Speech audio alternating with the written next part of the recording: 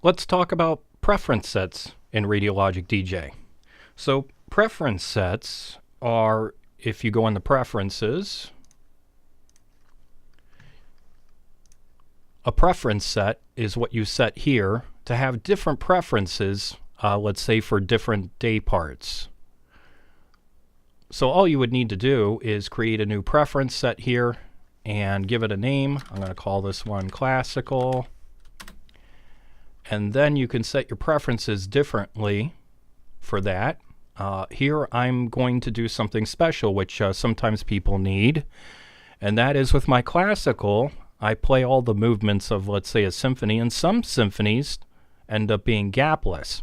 Well, we can't exactly do gapless, but for the few times where these things show up and we need to play gapless tracks, don't do any track prep on it, but instead put about 0.2 seconds. You can test this to see what works best for you, but probably 0.2 seconds of overlap here will be very convincing as gapless for classical music.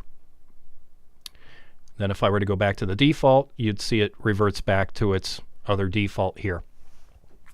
So the preference sets work for many of the preferences here. Let's say if you have a different DJ in, you could set different shortcut keys here, different MIDI controls here, change the appearance so you have a very good visual indicator that it's a different preference set.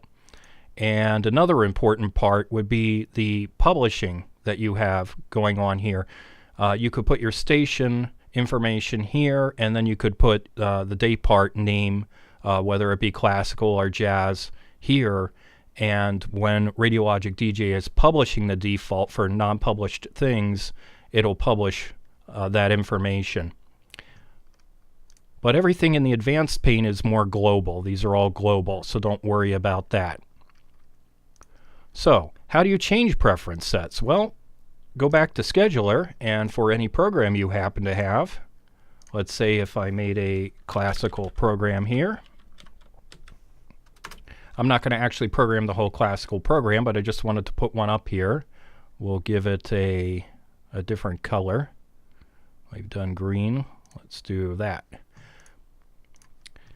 We would here set this to be classical.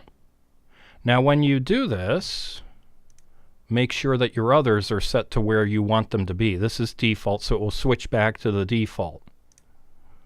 And that will change the preference set with the first track that comes in that you are scheduling.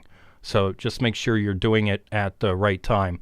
If you're filling with some tracks to the top of the hour with the previous genre, just realize that the preferences are going to change when that first track that comes from Scheduler comes in. That the preference set comes with that first track from Scheduler. One other thing I want to show real quickly, we keep going over certain parts of DJ actions, but I wanted to point out something else, and that is the line in and off. So you can actually join some other program coming through, let's say coming from another computer. At any particular time, you can have line in turn on and off. So a good time for it to turn on would be for a break silence track coming from Scheduler, because you don't want to play any audio at that time. It will fade down what's playing here, turn the line in on, and then have another interrupt at some other time to actually turn the line in off, and at the same time play a new track. The line in and off can be attached to a track action, whether it be a silent track or something that actually plays your ID or something else. And that's set in Scheduler per script line. We'll take a look at a script here. So we could do it for a pick. I don't think we can do it for a time.